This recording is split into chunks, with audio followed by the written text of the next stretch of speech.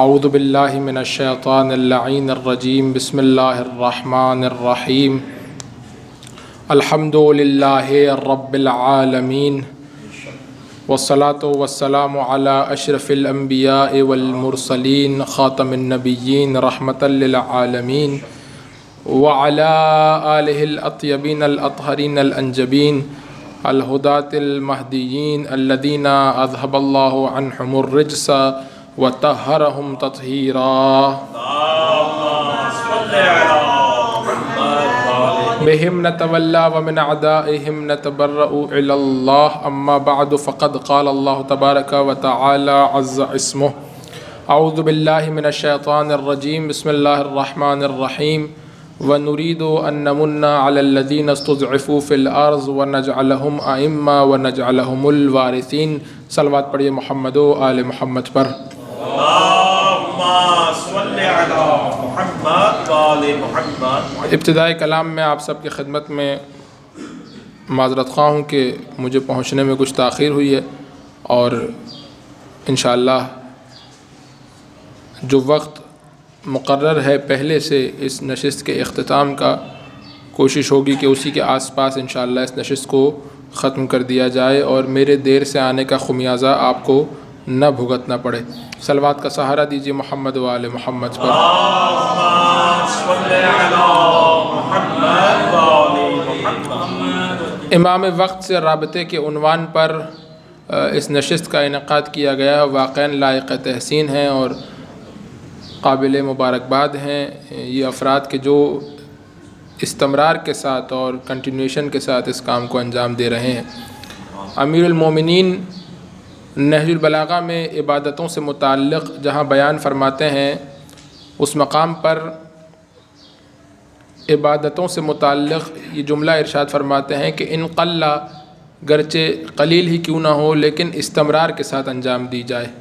ایسا نہ ہو کہ ایک دن تمہیں جوش آ جائے اور تم اٹھ کر کے 11 رکعت نماز شب بھی پڑھ لو اور روزے بھی رکھنے لگ جاؤ دن میں، اور دعاؤں میں مشغول ہو جاؤ، زیارتوں میں مشغول ہو جاؤ، پورا دن سبحان اللہ، اللہ اکبر، الحمدللہ پڑھتے رہو، اور جیسے ہی وہ جوش ٹھنڈا ہو جائے، جیسے ہی وہ جھاگ بیٹھ جائے تو پھر تمہاری واجب نماز بھی قضا ہو جائے۔ ایسا نہیں ہونا چاہیے۔ امیر المومنین فرماتے ہیں کہ عبادتیں کم ہی کیوں نہ ہوں لیکن استمرار کے ساتھ، کنٹینیوشن کے ساتھ انجام دی جائیں۔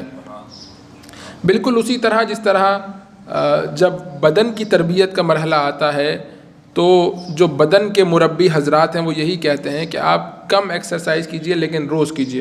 اگر آپ ایک دن بہت زیادہ کریں گے اور 2 دن نہیں کریں گے تو یہ آپ کے بدن کو فائدہ پہنچانے کے بجائے آپ کے بدن کو نقصان پہنچائے گی، کیونکہ ایک دن آپ نے کثرت کے ساتھ ایکسرسائز کی اور اس کے بعد پھر آپ 2 دن 4 دن اس کی چھٹی کر لیں، پھر ایک دن ایکسرسائز کریں کا نہیں۔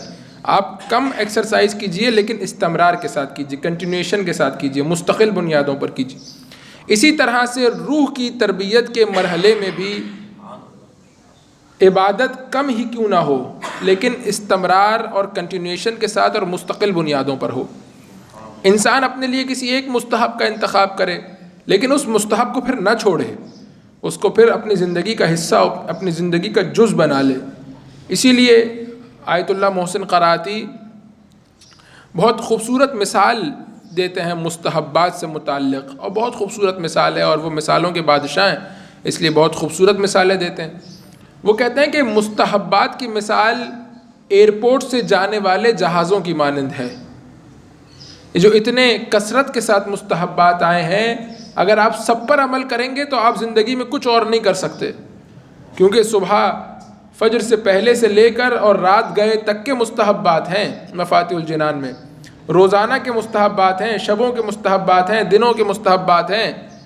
تو پھر آپ کوئی اور کام انجام نہیں دے سکیں گے، نہ نوکری پہ جا سکیں گے، نہ کاروبار پہ جا سکیں گے، نہ اپنے گھر والوں کو وقت دے سکیں گے، کچھ بھی نہیں کر سکیں گے۔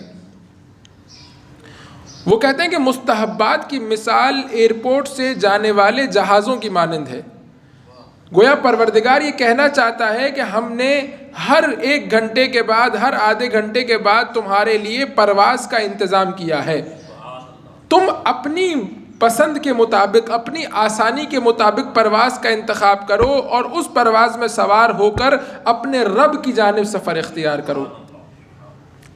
یعنی تم دیکھو کہ تمہیں کون سی، ایسا نہ ہو کہ تم جس وقت آؤ اس وقت کوئی پرواز نہ ہو، نہیں، جب بھی تم آؤ تب پرواز فراہم کرنا ہمارا کام ہے، سوار ہو کر کے ارتقاء کے سفر کو اختیار کرنا تمہارا کام ہے۔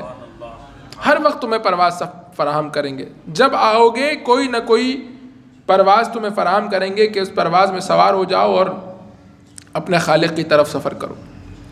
بس اس کام کی بھی برکت یہ ہے کہ یہ کام مستقل بنیادوں پر انجام پا رہا ہے، بغیر کسی ناغے کے انجام پا رہا ہے، استمرار اور کنٹینیوشن کے ساتھ انجام پا رہا ہے۔ جو موضوع گفتگو مجھے دیا گیا تھا امام سے رابطہ، میں بہت ہی کلیدی اس کے نکات، چیدہ چند باتیں، کیونکہ دامن وقت میں بھی اب گنجائش باقی نہیں، آپ کے سامنے پیش کرتا ہوں۔ دیکھیے، انسان سے متعلق یہ کہا جاتا ہے کہ انسان حیوان اجتماعی ہے۔ اگر آپ جا کر کے غرب کے مطالعات میں بھی انسان کی اور ہیومن کی ڈیفینیشن پر توجہ کریں تو وہ کہتے ہیں کہ یہ سوشل اینیمل ہے، یعنی اجتماعی حیوان ہے۔ اسی لیے آپ دیکھیے کہ انسان کو اگر کسی جرم پر سزا دینی ہوتی ہے تو کیا سزا دی جاتی ہے کہ تمہیں قید میں ڈال دیا جائے گا، تمہیں جیل میں ڈال دیا جائے گا، اور پھر اگر اور زیادہ شدت کے ساتھ وہ کوئی جرم انجام دے تو کہا جاتا ہے تمہیں قید میں بھی انفرادی سیل میں ڈال دیا جائے گا، ایسی جگہ پر جہاں تم ہو اور تم اور کوئی نہیں۔ آپ انسان سے کہیں کہ ایک ایسی جگہ پر آپ کو رکھا جائے گا جہاں دنیا کی ساری سہولتیں آپ کے لیے فراہم ہوں گی، لیکن آپ کا کسی اور دوسرے انسان کے ساتھ تعلق اور ارتباط اور انٹریکشن نہیں ہوگا۔ شاید ابھی ہم سوچیں تو ہمیں لگے کہ یار کتنی خوبصورت زندگی ہوگی، سب کچھ ہوگا، کھانا پینا ہوگا، سونا ہوگا، موبائل ہوگا، انٹرنیٹ ہوگا، آرام سے جئیں گے، کوئی تنگ کرنے والا نہیں ہوگا۔ لیکن آپ جا کر کے دیکھیے ایسے افراد کہ جن کو مجبوراً ایسی زندگی گزارنا پڑتی ہے، وہ اس زندگی سے فراری ہوتے ہیں۔ مثال کے طور پر ایک مغربی ملک کے ایٹمی سائنسدان کی کہانی میں پڑھ رہا تھا، تو اس کو سیکیورٹی کے باعث کہا گیا تھا کہ آپ نے اکیلے زندگی گزارنی ہے، اور کہا کہ دنیا کا جو عیش ہے وہ ہم آپ کو فراہم کریں گے اس چھت کے نیچے، جو آپ کے ذہن میں آئے، جو آپ نے کھانا ہے وہ آپ کو ملے گا، جو آپ نے پینا ہے وہ آپ کو ملے گا، جب آپ نے سونا ہے۔ لیکن چونکہ آپ کے پاس ایسے راز ہیں مملکت کے کہ ہم آپ کو لوگوں کے ساتھ انٹریکشن کی اور لوگوں کے ساتھ رہنے کی اجازت نہیں دے سکتے۔ پھر اس نے اپنی ایک آپ بیتی لکھی، اور اس آپ بیتی میں اس نے اس بات کا تذکرہ کیا کہ دنیا کا ہر عیش فری آف کاسٹ میرے لیے اویلیبل تھا، لیکن اس کے باوجود میری زندگی جہنم بن چکی تھی۔ کیوں؟ کیونکہ میرا کسی اور انسان سے تعلق اور رابطہ نہیں تھا۔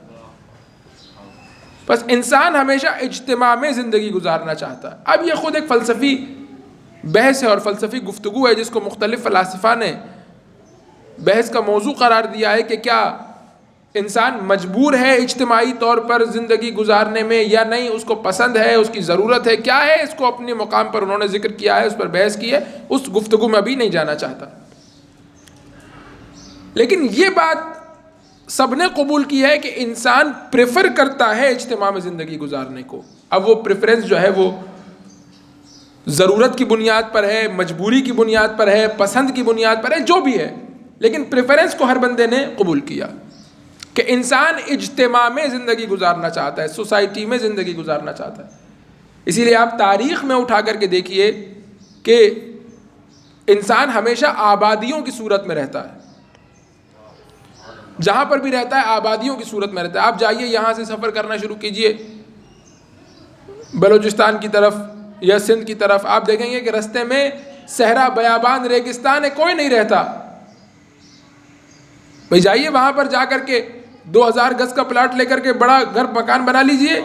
کیوں یہاں پر 120 گز کے پلاٹ میں زندگی گزار رہے ہیں، 80 گز کے پلاٹ میں زندگی گزار رہے ہیں؟ تو جواب یہ ملے گا کہ وہاں کوئی اور نہیں ہے۔ چاہے مکان بڑا ہو، لیکن ہم اجتماع اور سوسائٹی میں زندگی گزارنا چاہتے ہیں، لوگوں کے درمیان رہنا چاہتے ہیں، الگ سے جا کر کے رہنا نہیں چاہتے۔ یہاں تک کہ آپ دیکھیے کہ جو خانہ بدوش ہیں، خانہ بدوش، اس کا کوئی گھر نہیں ہوتا، خانہ بدوش۔ خانہ بدوش کس کو کہتے ہیں؟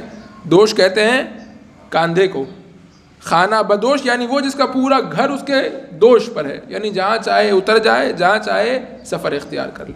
خانہ بدوش. خانہ بدوش بھی جہاں پر قیام کرتے ہیں وہاں اجتماعی طور پر قیام کرتے ہیں.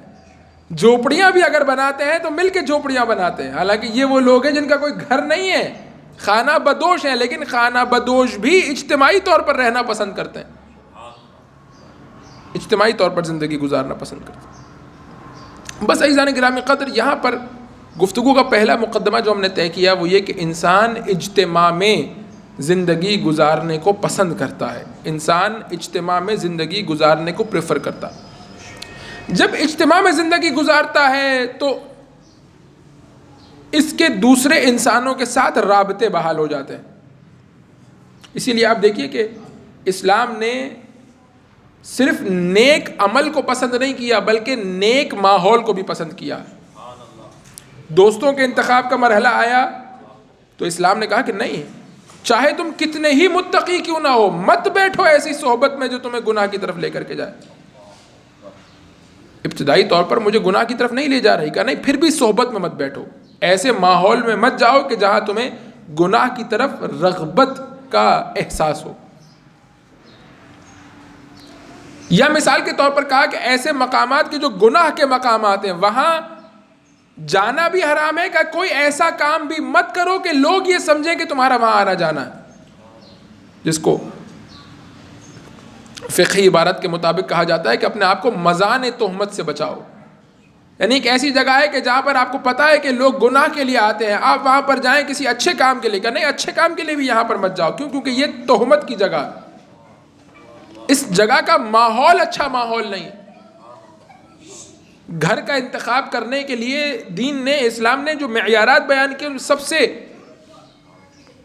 پہلے جو معیارات ہیں وہ کیا ہیں کہ ایسی جگہ کا انتخاب کرو جہاں پر ماحول دینداری کی بنیاد پر قائم ہو، جہاں پر آبادی مسجد کے مرکز اور محور پر قائم ہو، جہاں پر تمہارے بچوں کی اچھی تربیت کا انتظام اور اہتمام ہو سکے. تو آپ دیکھ رہے ہیں کہ ماحول کتنا اثر گزار ہوتا ہے.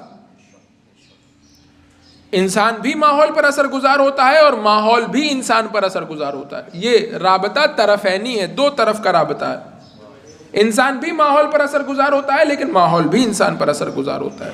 جن لوگوں کے درمیان اٹھتا بیٹھتا ہے، آہستہ آہستہ، اردو میں کہاوت ہے کہ خربوزے کو دیکھ کر خربوزہ رنگ پکڑتا ہے، آہستہ آہستہ وہ اس کے رنگ میں ڈھلتا چلا جاتا ہے. اور یہ پروسیس اتنا گریجول ہوتا ہے، اتنا آہستہ ہوتا ہے کہ پتہ بھی نہیں چلتا کہ کیا تھا اور کیا ہو گیا. بس انسان ایک تو اجتماع میں رہنے کو پسند کرتا ہے، دوسری بات یہ ہے کہ انسان جب اجتماع میں رہتا ہے تو اس کے رابطے اپنے اطراف سے بحال ہوتے ہیں، اطراف سے اس کے رابطے بحال ہو جاتے ہیں، مختلف لوگوں سے اس کا لین دین شروع ہو جاتا ہے، مختلف لوگوں سے اس کا تعلق اور رابطہ جڑ جاتا ہے، آنا جانا ان کے گھر میں شروع ہو جاتا ہے. اسی لیے آپ دیکھیے کوئی نیا شخص اگر کسی آبادی میں آتا ہے تو پہلے بہت زیادہ اس کا لین دین نہیں ہوتا، نہ دکان والا اس کو ادھار دیتا ہے، نہ لوگوں کے گھروں میں اس کا آنا جانا ہوتا ہے، نہ کسی سے سلام دعا ہوتی ہے. لیکن آہستہ آہستہ آہستہ 2 4 6 ماہ میں آپ دیکھتے ہیں کہ یہ معاشرے کا جز بن جاتا ہے، آہستہ آہستہ اس معاشرے کا حصہ بن جاتا ہے. دکان والا بھی اس کو ادھار دینے لگ جاتا ہے، پڑوسیوں سے بھی اس کی دوستی ہو جاتی ہے، اس کے بچے بھی دوسروں کے گھروں میں جا کے کھیلنے لگ جاتے ہیں، دوسروں کے بچے اس کے گھر میں آگے کھیلنے لگ جاتے ہیں، وہ دوسروں کے شادی بیاہ میں دعوت کیا جاتا ہے، دوسرے اس کے گھر میں غمی خوشی میں شریک ہوتے ہیں. تو یہ رابطے انسان کے مستقل بنیادوں کے اوپر بحال ہوتے رہتے ہیں. اور جتنا انسان اجتماع میں رہتا ہے اور جتنا اپنے رابطوں کو اچھے سے نبھاتا ہے اتنا اس کے رابطے مزید بڑھتے چلے جاتے ہیں. اگر جتنا اچھے رابطوں کو نبھائے گا اتنا اس کے رابطے مزید بڑھتے چلے جاتے ہیں، اور جو رابطوں کو اچھے سے نہیں نبھاتا اس کے رابطے منحصر اور محدود ہونا شروع ہو جاتے ہیں. اسی لیے آپ دیکھیے کہ آپ یہ اصطلاح بہت استعمال کرتے ہیں معاشرے کے اندر کہ یہ بڑی سوشل پرسنالٹی ہیں، بڑی اجتماعی شخصیت ہیں. یعنی کیا مطلب؟ کیا یہ پیدا ہی اجتماعی شخصیت ہوئے تھے؟ نہیں. پھر کیسے اجتماعی شخصیت ہوگا؟ یہ تو عام لوگوں جیسے، عام انسانوں جیسے ایک انسان تھے. تو جواب یہ ملے گا کہ جو ان کے رابطے تھے انہوں نے اتنے اچھے سے اس کو نبھایا کہ رابطے بڑھے، پھر ان رابطوں کو اتنے اچھے سے نبھایا کہ اور رابطے بڑھے. آہستہ آہستہ اس رابطے کی وسعت بڑھتی چلی جائے گی اور اس رابطے کا دائرہ بڑھتا چلا جائے گا اور یہ شخصیت معاشرے میں ایک اجتماعی شخصیت کے طور پر سامنے آئی۔ بس دو باتیں ہو گئیں، پہلی بات یہ کہ انسان اجتماع میں رہنے کو پسند کرتا ہے، اور دوسری بات یہ کہ جب اجتماع میں رہتا ہے تو اس کے رابطے اس کے عمل کی بنیاد پر، اس کے فعل کی بنیاد پر، اس کے کردار کی بنیاد پر، اس کی پرسنالٹی کی بنیاد پر کم اور زیادہ ہوتے ہیں۔ اب آئیے تیسرا مقدمہ ہم طے کرتے ہیں۔ پروردگار متعال نے انسان کی ہدایت کا بندوبست کیا، اور کرنا تھا اس نے، چونکہ اس کا لقب ہے ہادی، اور جس کا لقب ہادی ہو اسے ہی جچتا ہے کہ وہ ہدایت کا انتظام کرے، اور اگر وہ نہ کرے تو کون کرے؟ واللہ یہدی من یشاء، ہم جسے چاہیں گے ہدایت دیں گے۔ اے حبیب، قرآن مجید فرماتا ہے کہ اے حبیب آپ جتنی بھی توقع کر لیں، اگر ہم نہ چاہیں تو وہ ہدایت نہیں پا سکتا، ہماری چاہت کے مطابق ہدایت پائے گا۔ اب یہ اور بات ہے کہ اس کو آپ اختیار انسانی کے ساتھ کیسے جوڑیں گے اور کیسے ایک دوسرے کا مکمل قرار دیں گے، وہ اور بات ہے۔ پروردگار نے انسان کے لیے ہدایت کا انتظام کیا، کیا ضروری تھا کہ اس ہدایت کے انتظام میں جو ہادی زمین پر بھیجے جائیں وہ ہادی انسانی ہوں؟ ضروری تھا۔ نماز کا طریقہ بتا رہا تھا، 2 رکعت نماز ہے، فجر کی، 4 رکعت ظہر کی، 4 رکعت عصر کی، 3 رکعت مغرب کی، 4 رکعت عشاء کی، اس طرح سے پڑھنی ہے۔ شک ہو جائے 2 اور 3 میں تو یہ کرنا ہے، وضو اس طرح سے کرنا ہے، غسل اس طرح کرنا ہے، تیمم اس طرح کرنا ہے، روزہ اس طرح رکھنا ہے، خمس اس طرح دینا۔ یہ چند ایک احکام تھے۔ پروردگار کسی ملک کو نازل کرتا، ملک انسان کو بتا دیتا، بات ختم ہو جاتی۔ نہ صرف یہ کہ پروردگار متعال نے انسان کی ہدایت کے لیے انسان کا انتظام کیا، بلکہ قرآن مجید میں ہادیان برحق کی زبانی اس بات کا اعلان بھی کروایا کہ انا بشر مثلکم، میں تمہارے جیسا ایک انسان، یوحی الیہ، لیکن مجھ پر وحی آتی۔ کیا ضروری تھا؟ آج آپ بہتر سمجھ سکتے ہیں اس بات کو، اے آئی کا زمانہ ہے، جو دنیا ترقی کر کے ہزاروں سال کے بعد اے آئی پر پہنچ سکتی ہے، جو اس دنیا کا خالق ہے وہ اے آئی جیسی کوئی چیز ابتدائے خلقت انسانیت سے انسان کے حوالے نہیں کر سکتا تھا۔ جو تمہارا سوال ہے اس سے پوچھو، یہ تمہیں جواب دے گا، بات ختم ہو گئی۔ پھر روزہ کب رکھنا ہے، کب کھولنا ہے، حج کا کیا طریقہ ہے، کیا کرنا ہے، زکوٰۃ کیسے دینی ہے، خمس کیسے دینا ہے، جہاد کے کیا احکام ہیں، سب چیزیں اس سے پوچھو۔ ایک سافٹ ویئر مانند کوئی چیز ہوتی، کوئی ملک ہوتا، اور انسان اس سے پوچھتا چلا جاتا، عمل کرتا چلا جاتا۔ کیا ضرورت تھی کہ پروردگار انبیاء کو مبعوث کرے؟ کیا ضرورت تھی کہ پروردگار انسان کی ہدایت کے لیے ائمہ کو مبعوث کرے، اولیاء الہی کو بھیجے؟ کیا ضرورت تھی؟ بہت آسان سی ایک مثال آپ کی خدمت میں پیش کرتا ہوں تاکہ بات میری آسان ہو جائے، اور میں بس بات کو ختم کر رہا ہوں، نتیجے تک پہنچا رہا ہوں۔ ملک انسان کی ہدایت کے لیے آ جائے اور آ کر کے کہے کہ بھائیا تم نے صبح اٹھ کر کے 2 رکعت فجر کی نماز پڑھنی ہے، سردی میں لحاف کو چھوڑنا ہے، ٹھنڈے پانی سے وضو کرنا ہے اور نماز پڑھنی ہے۔ انسان کا سوال کیا ہوگا ملک سے؟ آپ بھی اٹھیں گے یا نہیں اٹھیں گے؟ ملک پلٹ کر کے جواب دے گا کہ اٹھے وہ جسے نیند آتی ہو، ہمیں تو نیند ہی نہیں آتی، تو ہم تو سوئیں گے ہی نہیں۔ جب سوئیں گے ہی نہیں تو اٹھنے کا تصور بھی نہیں کیا جا سکتا۔ تو انسان پلٹ کر کے کیا جواب دے گا؟ پلٹ کے جواب دے گا کہ اگر سوتے ہوتے تو پتہ ہوتا کہ اٹھنا کتنا مشکل تھا، اگر نیند آتی ہوتی تو پھر پتہ چلتا کہ اٹھنا کتنا مشکل تھا۔ اب خود تو سوتے نہیں ہیں، خود کو تو نیند نہیں آتی، خود کو تو اونگ بھی نہیں آتی، اور ہمیں کہہ رہے ہیں کہ صبح اٹھیے اور لحاف بھی چھوڑیے اور ٹھنڈے پانی سے وضو بھی کیجیے اور 2 رکعت نماز بھی پڑھیے۔ آپ کیا جانیے کہ لحاف کو چھوڑنا کتنا مشکل کام ہے؟ پس ہدایت کے پیغام کی اہمیت کم ہو جاتی۔ ملک آ کر کے کہتا کسی جوان سے کہ نامحرم اگر نظر آئے تو آنکھوں کو جھکا لینا ہے. جوان سامنے سے پلٹ کر کے آج کے زمانے کا ہو تو کہے گا کہ آپ بھی جھکائیں گے یا نہیں جھکائیں گے آنکھوں کو؟ ہمیں کیا ضرورت ہے جھکانے کی، ہمارے اندر تو وہ احساس ہی نہیں ہے جن سے مخالف کی نسبت. تو جوان پلٹ کر کے یہی جواب دے گا کہ اگر احساس ہوتا تب ہم پوچھتے کہ آنکھوں پر کتنا وزن آ جاتا ہے اور آنکھیں جھکائی نہیں جاتی.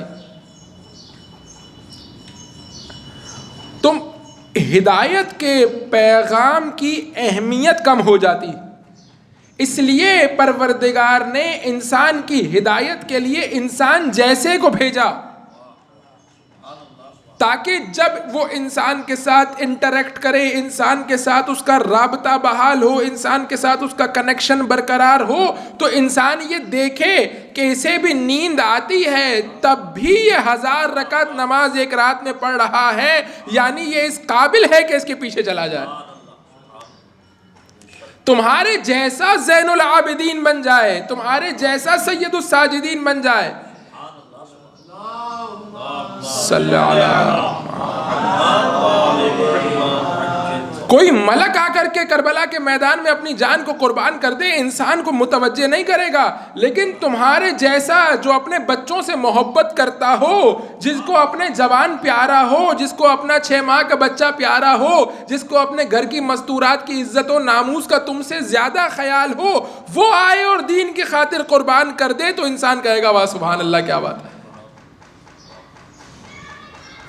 بس پہلا مقدمہ جو ہم نے آپ کے سامنے ذکر کیا وہی تھا کہ انسان اجتماعی طور پر زندگی گزارنے کو پسند کرتا ہے. دوسری بات، انسان جب اجتماعی طور پر زندگی گزارتا ہے تو اس کے رابطے بحال ہونا اور کم اور زیاد ہونا شروع ہو جاتے ہیں اس کے فعل اور اس کے عمل اور اس کے کردار اور اس کی پرسنالٹی کی بنیاد پر. تیسری بات یہ ہے کہ پروردگار نے اسی لیے جو رابطے انسان کے بحال اور زیاد ہوتے ہیں اور کم ہوتے ہیں انہی میں سے ایک رابطہ ولی خدا کے ساتھ قرار دیا ہے. اس رابطے کو الگ سے کوئی رابطہ قرار نہیں دیا، بلکہ کہا جیسے تمہارا باقی انسانوں سے رابطہ ہے اسی طرح تمہارا ولی خدا کے ساتھ رابطہ ہونا چاہیے.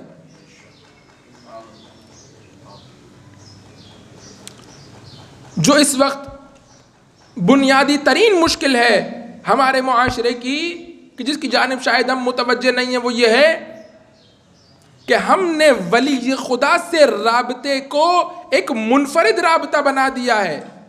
ہم یہ سمجھ رہے ہیں کہ ہمارے بقیہ روابط جدا اور ولی خدا سے ہمارا رابطہ جدا، یعنی ولی خدا کو ہم اپنی زندگی کے جز کے طور پر اور اس سے رابطے کو اپنی زندگی کے ایک حصے اور ایک جز کے طور پر نہیں دیکھتے، بلکہ ہم نے اسے ایک منفرد حیثیت دی ہوئی ہے، ایک اضافی حیثیت دی ہوئی ہے کہ جب یہ سارے کام مکمل ہو جائیں گے تب ہم جا کر کے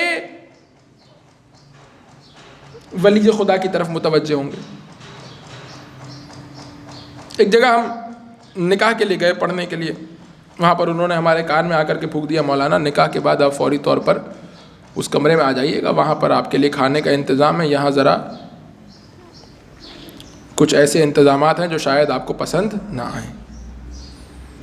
اب میرے پاس ایک طریقہ تو یہ تھا کہ میں ڈانٹ ڈپٹ کروں، کہوں کہ کیا ہے کیا طریقہ ہے فلاں. میں نے ان سے کہا کہ یہ بتائیے کہ آپ کی کوئی بہن ہے جو پہلے بیاہی ہوئی ہوں؟ کہا ہماری بہن ہے. میں نے کہا داماد ہیں آپ کے؟ کہا ہماری بہنوں ہی ہیں. میں نے کہا یہ جو کام آپ کرنے جا رہے ہیں اگر آپ کو شک بھی ہو کہ اس سے آپ کے داماد ناراض ہو کے گھر چلے جائیں گے تو آپ کریں گے یا نہیں کریں گے؟ کہ نہیں کریں گے، شادی خراب ہو جائے گی. اپنی بیٹی کو چھوڑ کر ان کو منانے کے لیے ان کے گھر جانا پڑے گا، ساری شادی کی خوشیاں ایک طرف رہ جائیں گی، ان کو منانے جانا پڑے گا. وہ چلے جائیں گے تو بہن کو بھی لے جائیں گے، ہماری اکلوتی بہن ہے. میں نے کہا اس کا مطلب یہ ہے کہ آپ اپنے بقیہ روابط کی طرح امام کے رابطے کو نہیں سمجھتے. اگر آپ جس طرح سے اپنے بقیہ رابطوں کو اہمیت دے رہے ہیں اگر امام سے رابطے کو بھی ایسے ہی اہمیت دیتے تو جس طرح بہنوئی کا ناراض ہونا آپ کے لیے ناقابل برداشت تھا اسی طرح امام کا ناراض ہونا بھی آپ کے لیے ناقابل برداشت ہو جاتا. لیکن ہم نے کیا کیا؟ امام سے رابطے کو، امام سے رابطہ کیا ہے؟ امام سے رابطہ یہ ہے کہ اللہم کل ولیک الحجۃ ابن الحسن وتمتعہ فیہا طویلا. امام سے رابطہ یہاں پر ختم.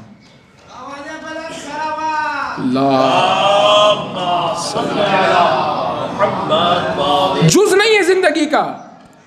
یعنی امام سے جو رابطہ ہے نا وہ حدیث قصہ سے شروع ہوتا ہے اور وَتُمَتِّعُوا فِيهَا طَوِيلًا پر ختم ہو جاتا ہے. پھر جو بیٹی رخصت ہونے تک بقیہ رابطے، بھائی کا رابطہ، بہن کا رابطہ، بہنوئی کا رابطہ، دوست کا رابطہ، رشتہ دار، یہ سب جاتے ہیں بیٹی کو رخصت کرنے.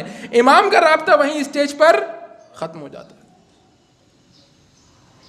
پروردگار نے انسان کی ہدایت کے لیے انسان کا انتظام کیا ہی اس لیے ہے کہ اس رابطے کو تم اپنے بقیہ روابط کی طرح اپنی زندگی کا جز تصور کرو. جب اپنی زندگی کا جز سمجھو گے، اپنی زندگی کا حصہ سمجھو گے، تب تم جہاں جہاں جاؤ گے یہ رابطہ تمہارے ساتھ جائے گا. اسی لیے آپ دیکھیے کہ آپ کسی سے کہیے کہ بھائی فلاں کام کر دیجیے، کہ نہیں ہمارے خاندان کی عزت ہے. بھائی آپ تو دوسرے ملک میں ہیں، خاندان آپ کا دوسرے ملک میں ہے، یہاں کوئی خاندان کا بھی نہیں ہے، پھر آپ کیوں کہہ رہے ہیں ہمارے خاندان کی عزت ہے؟ خاندان کی عزت ہمارے ساتھ جڑی ہوئی ہے، جدا نہیں کی جا سکتی. اس رابطے کو میں اپنا جز سمجھتا ہوں. نہیں دیکھ رہے نا چچا دیکھ رہے نا تایا دیکھ رہے نا پھوپھی دیکھ رہے نا دادا دیکھ رہے نا ابا دیکھ رہے، کوئی نہیں دیکھ رہا، لیکن عزت خاندان کی میرے ساتھ جڑی ہوئی ہے. ائمہ علیہ الصلوۃ والسلام کے فرامین میں جا کر کے دیکھیے، فرماتے ہیں کونوا لنا زینا ولا تکونوا علینا شینا. جیسے خاندان کی عزت تمہارے ساتھ جڑی ہوئی ہے، اس بات کو سمجھو کہ ہماری آبرو بھی تمہارے ساتھ جڑی ہوئی ہے. تم اپنے خاندان سے رابطے اور تعلق کو تو اپنا جز سمجھتے ہو، لیکن ہم سے تعلق اور رابطے کو ایک سائیڈ جاب سمجھتے ہو، ایک اضافی کام سمجھتے ہو، ایک منفرد کام سمجھتے ہو. یہاں بھائی جب موقع لگے گا، جب بیٹھیں گے، جب دعا پڑھیں گے، جب متوجہ ہوں گے، تب ان سے رابطہ قائم ہو جائے گا. اور جیسے ہی صلوات کے ذریعے سے دعا ختم ہو جائے گی تو امام سے رابطہ منقطع ہو گیا، اب جو مرضی کرو. بس میں گفتگو کو ختم کر رہا ہوں. آخری بات، بس نتیجہ یہ ہے کہ ہماری زندگیوں میں جتنی بھی بے عملی ہے،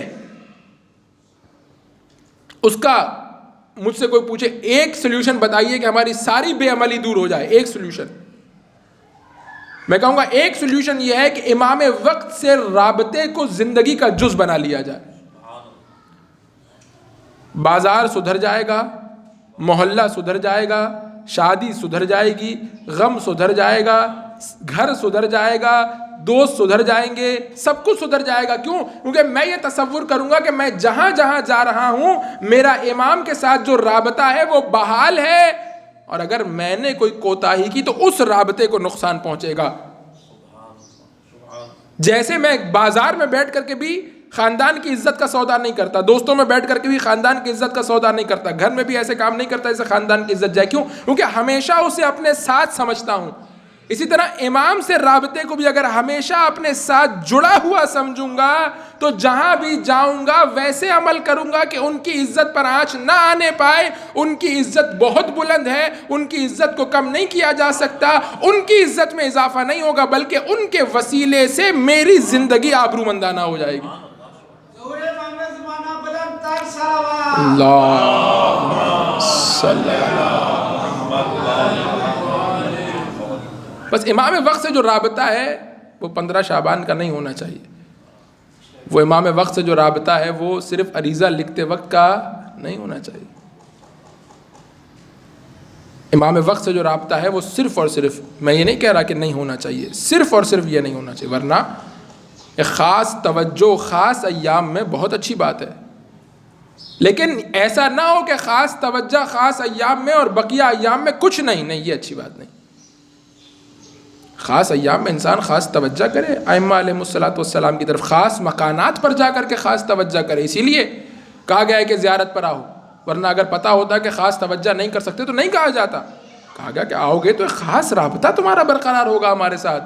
جب ہماری روزے پر آؤ گے، ہماری زری کے سامنے کھڑے ہوگے، ہمارے گنبد کے سامنے کھڑے ہوگے، ایک خاص تعلق تمہارے ساتھ ہمارا برقرار ہوگا. لیکن ایسا نہ ہو کہ یہ یہیں پر ہو کر کے ختم ہو جائے. یہ رابطے جو زمان و مکان میں ہمیں تاکید کیے گئے ہیں یہ بوسٹر ہیں. تاکہ ان کے ذریعے سے ان رابطوں کو اور ان تعلقات کو بوسٹ کرو، نتیجتاً پورے سال اس کے اثرات سے اپنی زندگی کو منور کرو، پوری زندگی۔ یعنی گویا ایک بوسٹر ہے، جب تمہارا رابطہ کمزور پڑنے لگے تو اب یہ خاص ایام آ جائیں گے، خاص مکانات آ جائیں گے جو تمہارے رابطے کو دوبارہ سے فل کر دیں گے، دوبارہ سے تمہارے اندر جو انرجی ہے امام سے تعلق اور رابطے کی وہ فل ہو جائے گی، پھر اپنی زندگی میں دوبارہ جاؤ اور دوبارہ اس رابطے کے ساتھ اپنی زندگی گزارو۔ اور یہی عزیزان گرامی قدر، میں نے ایک اور بات پیش کرنا تھی لیکن دامن وقت میں گنجائش نہیں ہے، یہی بنیادی فرق ہے تحریف شدہ مسیحیت اور اسلام میں۔ جو آپ سیکولرزم سنتے ہیں، سیکولرزم کیا ہے؟ سیکولرزم باقی ہے، سوشلزم تباہ ہو گیا۔ وجہ کیا ہے؟ خود ایک موضوع ہے لیکن ابھی فی الحال میں اس موضوع میں نہیں جانا چاہتا۔ وجہ یہ ہے کہ سوشلزم نے دین کی مخالفت کی، اس نے کہا ہمیں دین نہیں چاہیے، مسجد نہیں چاہیے، کلیسا نہیں چاہیے، گرجا گھر نہیں چاہیے، بند کرو۔ سیکولرزم نے آ کر کے کہا نہیں، بہت اچھی بات ہے، مسجد آپ بنائیے، ہم بھی آپ کی مدد کریں گے، آپ کی بجلی بھی فری کر دیں گے، آپ کا پانی بھی فری کر دیں گے، آپ کو سیکیورٹی بھی دیں گے، لیکن دین اس مسجد کے دروازے سے باہر لے کر کے مت آئیے گا۔ سوشلزم دنیا میں ختم ہو گیا، سیکولرزم دنیا میں نافذ ہو گیا۔ وجہ کیا ہے؟ کیونکہ اس نے دین کی مخالفت نہیں لی بلکہ دین کو محدود کر دیا، اور ہم نے بھی اس محدودیت کو قبول کر لیا۔ مولانا شادی ہے، اتنا تو چلتا ہے، اس کا مطلب یہ کہ دین محدود ہو گیا۔ لیکن ہر وقت اگر میں سمجھوں کہ میرا امام حاضر و ناظر ہے، مجھے دیکھ رہا ہے، یہاں بیٹھا ہوا ہے، تو اگر میں اپنے عام رشتہ دار کی ناراضگی کو برداشت نہیں کرتا تو یقیناً امام کی ناراضگی کو برداشت نہیں کروں گا۔ لیکن میں نے ذہن میں تصور ہی نہیں کیا کہ وہ دیکھ رہے ہیں، وہ بیٹھے ہوئے۔ عملاً پھر کیا ہوتا ہے؟ عملاً پھر میں غافل ہو جاتا ہوں، پھر مجھے فرق نہیں پڑتا، پھر میں اپنی دنیا میں مست ہو جاتا ہوں۔ بس اگر انسان فکری اور نظریاتی طور پر اس بات کو اور اس الجھن کو اور اس گرہ کو کھول لے تو اس کے ساری کی ساری زندگی خود بخود خوبصورت ہو جائے گی، اور اسے اپنے آپ پر زور دے کر کے سدھارنے کی ضرورت نہیں پڑے گی، محبت کے سبب بہت آسانی اور لطافت کے ساتھ سدھرتی چلی جائے گی۔ پھر وہ کہے گا کہ بھائی جس طرح دوسرے لوگ ناراض ہوتے ہیں میں برداشت نہیں کرتا، میرا مولا ناراض ہوتا ہے نہیں کروں گا۔ اب اسے ہر بات پہ اپنے آپ کو منانا نہیں پڑے گا، ہر بات پہ اپنے آپ کو قائل نہیں کرنا پڑے گا، بلکہ محبت ایسا اثر دکھائے گی اس کی ذات میں کہ وہ امام کی محبت میں خود بخود سارے کاموں کو کرتا چلا جائے گا، آسانی سے ان جگہوں سے عبور کر جائے گا جہاں سے لوگ مشکل سے عبور کرتے ہیں۔ پروردگار متعال سے دعا کرتے ہیں کہ پروردگار ہمیں دنیا اور آخرت کی سعادت نصیب فرما، ہم سب کو اپنے زمانے کے امام سے بہترین رابطہ استوار کرنے کی توفیق عطا فرما۔ بار الہ تجھے واسطہ محمد و آل محمد کا، محبت اہل بیت کو، انتظار امام زمانہ کو، عزاداری سید الشہداء کو ہماری نسلوں میں قائم و دائم فرما۔ جو مومنین حاجتیں لیے آئے ہیں پروردگار ان کی حوائج کو مستجاب فرما، ان کی دعاؤں کو قبول فرما، مجاہدین اسلام کو فتح و نصرت عطا فرما، دین کی خدمت کرنے والوں کی توفیقات خیر میں اضافہ فرما، ظالمین مستکبرین دشمنان اسلام کو نیست و نابود فرما۔ پروردگار مراجین کرام علماء اعظام مقام معظم رہبری کا سایہ دراز فرما۔ پروردگار تجھے واسطہ محمد و آل محمد کا، امام عصر والزمان قائم آل محمد کے ظہور میں تعجیل فرما، ہم سب کو ہمارے بچوں کو ان کے اعوان و انصار میں شمار فرما، ان کی رکاب میں شہادت نصیب فرما، ان کے آنے کی تیاری کرنے کی توفیق عطا فرما برحمتک یا ارحم الراحمین۔ ان اللہ و ملائکتہ یصلون علی النبی یا ایھا الذین آمنوا صلوا علیہ وسلموا تسلیما۔